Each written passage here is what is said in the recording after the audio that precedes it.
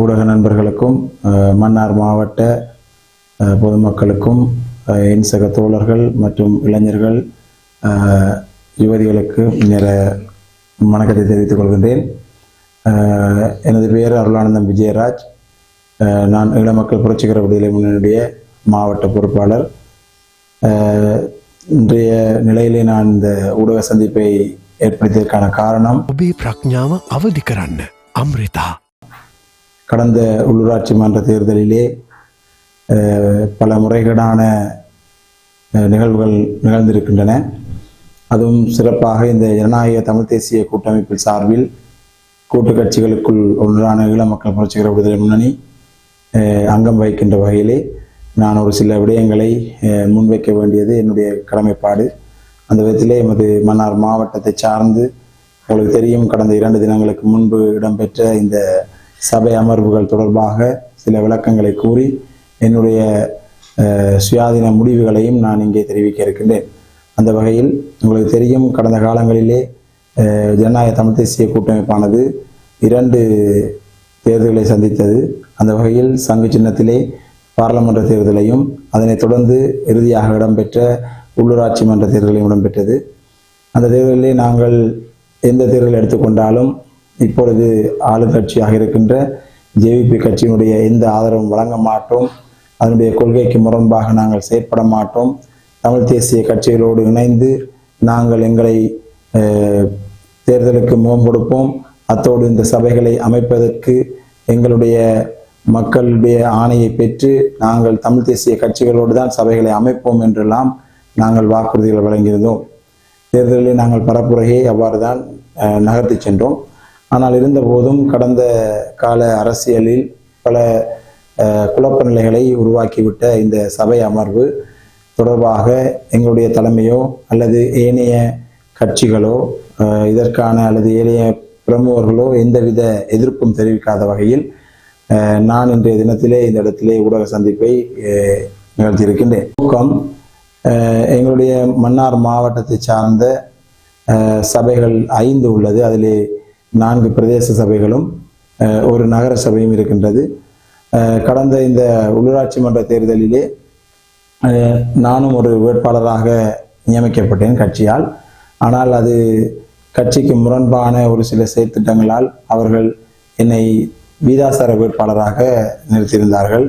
ஆசன பங்குகளிலே ஒரு சில குளறுபடிகளால் பின்பு அந்த இடத்திலே நான் சரி கட்சியினுடைய ஏகமனதான முடிவு என்பதனால் நான் இந்த கட்சியினுடைய முடிவை ஏற்றுக்கொண்டு இந்த தேர்தலிலே நான் வீதாசார வேட்பாளராக முகம் கொடுத்திருந்த போதும் போனஸ் ஆசனம் எனக்கு தருவதாக கூறி பின்பு அந்த ஆசனத்தை எங்களுடைய பங்காளி கட்சிகளுக்கு வழங்கியிருந்தோம். இருந்தாலும் அதுவும் எங்களுடைய கட்சியுடைய கொள்கை என்ற ரீதியிலே நாங்கள் பாரபட்சமின்றி செயற்பட்டிருந்தோம். ஆனால் இருந்த போதும் இன்றைய காலகட்டங்களில் தமிழ் மக்களுக்கு, அதுவும் மன்னார் மாவட்டத்தை பொறுத்தப்பட்டுள்ள தமிழ் பேசுகின்ற மக்களுக்கு பல பிரச்சனைகள் இருக்கின்றது. ஏற்கனவே உங்களுக்கு தெரியும் இந்த கனியமண் நகழ்வு, அதே போன்று எங்களுடைய காத்தாடி பிரச்சனைகள், அத்தோடு எங்களுடைய மக்களுக்கு ஏற்கனவே இந்த மனித புதைகுழிகள், ஏனைய பிரச்சனைகளை நாங்கள் அடுக்கி கொண்டு போகலாம். அதிலும் மிக முக்கியமாக இந்த வைத்தியசாலை பிரச்சனைகள் கூட நாங்கள் முகம் கொடுக்க முடியாத ஒரு நிலையிலே செயற்பட்டு வருகின்றோம். ஆனால் இன்றைய காலகட்டத்திலே பார்த்தால் சலுகைகளுக்கு விலை போக மாட்டோம், தமிழ் தேசியத்தை நிலைநாட்டுவோம் என்று சொல்லிவிட்டு இன்று சலுகைகளுக்கு விலை போய் தங்களுடைய சுயாதீன முடிவுகளால் சுய நலனத்துக்காய் இன்று தமிழ் தேசியம் கொல்லப்பட்டிருக்கின்றது தான் நான் சொல்ல வேண்டும். மன்னார் மாவட்டத்திலே தமிழ் தேசியம் கொல்லப்பட்டிருக்கின்றது நான் சொல்ல வேண்டும். அதிலும் சிறப்பாக தமிழ் விடுதலை இயக்கம் இதற்கு முழுமையான பொறுப்பை ஏற்க வேண்டும். ஜனநாயக தமிழ் தேசிய கூட்டமைப்பில் கூட்டு கட்சிகளாக இருக்கிற நாங்களும் இதனால் பாதிக்கப்பட்டிருக்கின்றோம். அந்த வகையிலே நான் இதற்கு தொடர்பாக எங்களுடைய மேல்மட்டத்தோடு உரையாடிய பொழுதும் அதற்கான தீர்வுகள் இன்னும் சொற்ப நாட்களில் நாங்கள் தருவோம் என்று சொன்னார்கள். என்னை பொறுத்தமட்டிலே இது உடனடியாக தீர்க்கப்பட வேண்டிய ஒரு விடயமே ஒழிய காலப்போக்கில் விட்டால் அது காத்தோடு போய்விடும் என்ற ஒரு நோக்கத்தால் நான் இந்த வழியிலே ஊடக சந்திப்பை நிகழ்த்தியிருக்கின்றேன். என்னுடைய நோக்கம், தமிழ் தேசியத்தில் நாங்கள் செய்த பரப்புரையின்படி எங்களுடைய மக்களுக்கு அடிப்படை உரிமையான தமிழ் தேசியத்தினுடைய கொள்கையை நாங்கள் இன்று புதைகுடியிலே புதைத்து போட்டு இன்று நாங்கள் மன்னார் மாவட்டத்திலே ஏற்கனவே எதிர்த்த ஒரு தலைமையின் கீழ் இருக்கின்ற அகில இந்திய முஸ்லிம் காங்கிரஸ் ரிஷாட் பதியினோடும் நாங்கள் கொள்கை ரீதியாக மாற்றம் பெற மாட்டோம், இறுதி வரை நாங்கள் எங்களுடைய கட்சியோடு தான், தமிழ் பேசுகின்ற கட்சி தமிழரசு கட்சிகளோடு தான் நாங்கள் ஐக்கியமாக செயற்பட்டு சபையை அமைப்போம் என்று சொல்லிவிட்டு இறுதி நேரத்தில் எங்களுடைய கட்சிகள் அனைத்தையும் சோரம் வாங்கி அவர்களுடைய தன்னிச்சையான போக்கிலே, அதுவும் தமிழீழ விடுதலை இயக்கத்தின் தலைவர் செல்வம் அடைக்கல்நாதன் அத்தோடு இன்று தன்னுடைய சுயநலத்திற்காக அவர்களுடைய 2 உறுப்பினர்கள் தவிசாளர்களாகவும் நகரபிதாவாகவும் வர வேண்டும் என்கின்ற நோக்கத்திற்காக ரிஷாட் பதியினோடு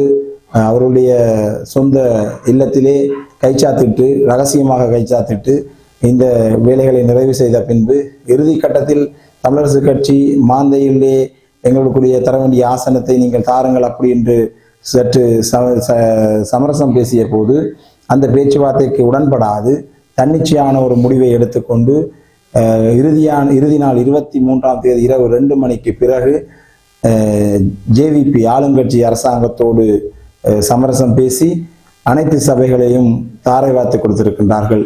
அந்த வகையிலே இது எங்களுடைய கட்சியின் கொள்கைக்கு மாறான ஒரு விடயம். இதை நாங்கள் எங்களுடைய கட்சி தலைமைகளுக்கு நாங்கள் சொல்லியும் அசமந்த போக்கிலே செயற்பட்டு கொண்டிருக்கின்றார்கள். ஆகையால் இது எவ்வாறு அமையும் என்பது எனக்கு தெரியவில்லை. ஆனால் இருந்தபோதும் நான் எனது மாவட்ட பொறுப்பாளர் என்ற ரீதியிலே, ஈழ மக்கள் புரட்சிகர விடுதலை முன்னணியின் மாவட்ட பொறுப்பாளர் என்ற ரீதியிலே நான் எனது கருத்துக்களை இங்கே முன்வைக்க எனக்கு கருத்து சுதந்திரம் இருக்கின்றது. அந்த வகையிலே நான் இந்த கட்சிக்கு தனிப்பட்ட முறையிலே எனது ராஜினாமா கடிதத்தினை நான் அனுப்பியிருக்கின்றேன், கட்சிக்கு நான் அனுப்பியிருக்கின்றேன். இனி வருகின்ற காலங்களில் இந்த தமிழ் தேசியத்தை புறக்கணித்து தமிழ் தேசியத்தை கொன்று